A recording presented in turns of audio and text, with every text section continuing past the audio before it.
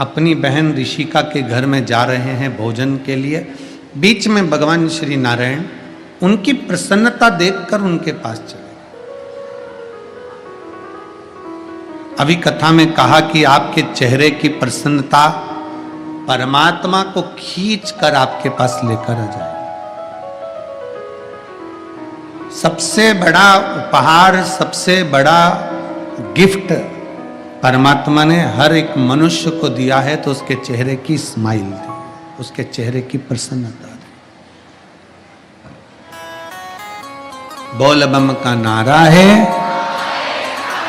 सारी समस्या का हल।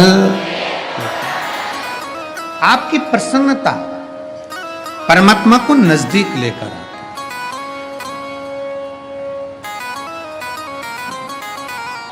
खिलता हुआ फूल अच्छा लगता है या मुरझाया हुआ फूल अच्छा लगता है? जम के बोलो जरा। खिलता हुआ। तो आपका चेहरा भी खिलता हुआ ही परमात्मा स्वीकार करता। बासी फूल तो भगवान के पास से भी उठाकर विसर्जन में डाल दिए जाते हैं। उसी तरह आपके चेहरे की प्रसन्नता, आपके चेहरे की स्माइल, आपके चेहरे की खुशी परमात्मा को करीब में लेकर आती है। नारद जी के चेहरे पर प्रसन्नता थी, तो भगवान देवऋषि नारद की प्रसन्नता देखकर भगवान विष्णु लक्ष्मी नारद जी से मिलने के लिए चले। बीच मार्ग में रुके। बीच मार्ग में भगवान नारायण नारद जी को देखकर रुका। पूछा, नारद आज आपके चेहरे पर बड़ी प्रसन्नता है, बहुत खुश हो रहे हो आप। आपके चेहरे की इतनी प्रसन्नता, कारण क्या है? क्या कारण है जो आप इतने प्रसन्न नजर आ रहे हो? किस चीज की प्रसन्नता? आप यहां से जाएं तो आपके चेहरे पर प्रसन्नता होना चाहिए। घर के लोग पूछें कि इतनी प्रसन्न क्यों दिख रही है, तो वहां जाकर तुम भी कह सको कि लुटा दिया भंडार काशी वाले ने, कर दिया माला माल काशी वाले ने। जो जैसी भावना लाया वो वैसा ही फल पाया। जो जैसी भावना लाया वो वैसा ही फल पाया। नहीं खाली उसे लौटाया वो मन ही मन हर्षाया। नहीं खाली उसे लौटाया वो मन ही मन हर्षाया। अरे कर दिया माला माल काशी वाले ने, लुटा दिया भंडार काशी वाले ने। कर दिया माला माल काशी वाले ने, लुटा दिया भंडार काशी वाले। आप यहाँ से जाने पर, घर पर जाने के बाद आपके चेहरे की प्रसन्नता कोई पूछे कि तुम इतनी प्रसन्न क्यों हो, तो उसको बता देना कि मेरी प्रसन्नता का कारण मेरे देव अधिदेव महादेव को मैं अपने मन की बात कहकर आ गई हूँ। अपने दिल से 7 दिन रहकर गंगा स्नान कर कर बाबा विश्वनाथ से मैं अपने मन की बात कहकर आ गई हूँ। और रोज गंगा नाव से पार करती थी, फिर आती फिर जाती। मतलब मैं जान गई कि सतुआ बाबा ने भी बड़ी समझदारी से ये कथा को रखा गंगा के पार, इसलिए कि तुम्हारी नैया विश्वनाथ पार कर दे, इसलिए कथा इस पार है। ये विश्वनाथ बाबा तुम्हारी नैया पार कर दे, ये सोच कर, ये विचार कर गंगा के पार इस कथा को रखा गया।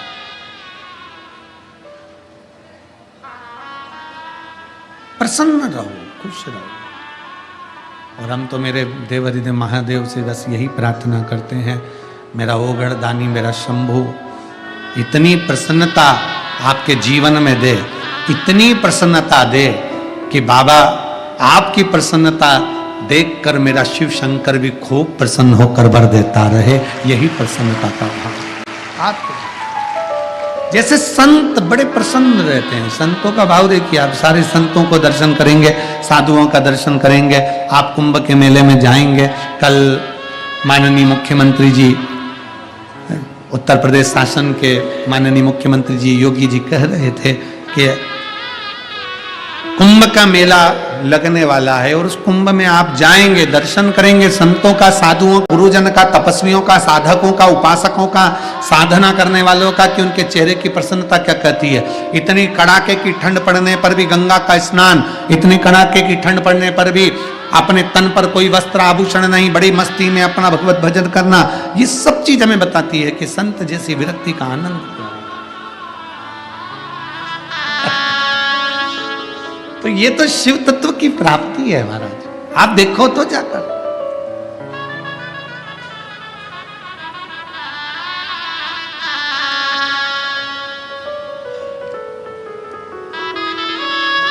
कुंभ के मेले में जाओगे कि ना जाओगे? जम के तो बोलो जरा, पर अकेली मत जाना, अड़ोसन पड़ोसन और पीछे वाली धड़ोसन सबको ले जाओ।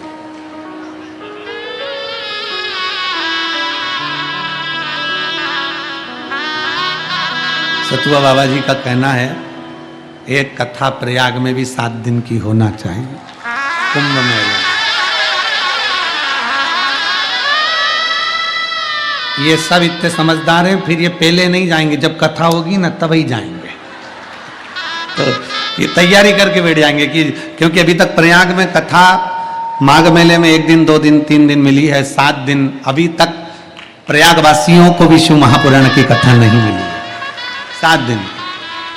तो ये कथा हो तो 7 दिन की सतुआ बाबा जी का कहना है, जो भी तारीख होगी आपको घोषणा करेंगे। तो फिर आप एक काम करना, आप और हम सब प्रयाग के मेले में 7 दिन की कथा का लाभ लेंगे।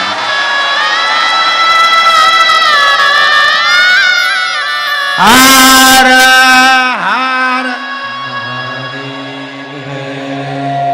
पर बाबा जी से निवेदन है, यहाँ जितने पंडाल लगे हैं उससे थोड़ा और बड़े बड़े और पंडाल लगे, जिससे शिव भक्त कथा का लाभ लें। क्योंकि अब इन सबको मालूम पड़ गया है तो ये कुंभ के मेले में तभी जाएंगे जब शिव पुराण की कथा होगी।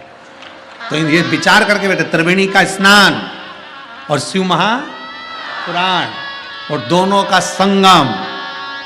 अब अभी ये स्थिति है तो वहाँ की थोड़ा सोचना स्थिति विचार और संभालेंगे। विश्वनाथ ये भी पाएंगे, ये भी तो पूछेंगे, तो बाबा विश्वनाथ स्वयं आके संभालें। और बड़े भाव से प्रयागराज की धरा पर भी 7 दिन की कथा कुंभ मेले में होगी, उसकी सूचना हम आपको दे देंगे कथाओं के माध्यम से। पर अब ठंड चालू हो गई है, इसलिए आप लोगों से एक निवेदन है, सिरपुर की कथा 1 तारीख से 7 तारीख तक है, फिर मेरठ की कथा 15 तारीख से 21 तारीख तक है। जो रात्रि विश्राम करने वाले रहते हैं उनसे निवेदन है थोड़ा ठंड का ओढ़ने का, बिछाने का साथ लेकर चला करो। थोड़े से गुड़ के लड्डू अच्छे बढ़िया जोरदार, बादाम बादाम पीस के और अच्छे सब मिलू के बनाओ, तुम भी खाओ और हमको भी खवाओ और बड़े प्रेम से भगवान की कथा सुनते जाओ। तो अपनी ठंड की व्यवस्था भी अब थोड़ा, कथाएं जो आगे हैं 1 तारीख से 7 तारीख तक सिरपुर में 1 बजे से 4 बजे तक कथा होगी, उसका भी स्मरण करें। आज तो ये कथा विराम हो जाएगी। 29 तारीख को कृष्णेश्वर ज्योतिर्लिंग पर हम बाबा के दरवाजे पर रहेंगे, वहाँ 2 घंटे का संतों से मिलन करना है, वो मिलन करेंगे। और 30 तारीख को फिर राघव जी की जो कथा कृष्णेश्वर महादेव चल रही है उसमें 2 दिन रुककर फिर हम सिरपुर महाराष्ट्र के लिए वहीं की वहीं पहुंचेंगे। बड़े भावों से कथा का लाभ ले रहे हैं। चेहरे की प्रसन्नता कम मत हो।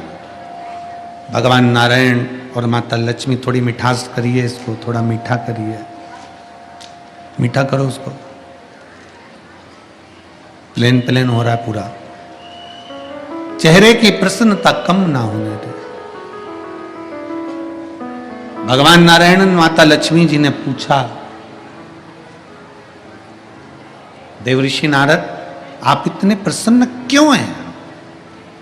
जब आप खुश दिखेंगे तो सामने वाला पूछेगा क्यों खुश हैं? तो लुटा दिया भंडार काशी वाले ने कर दिया माँ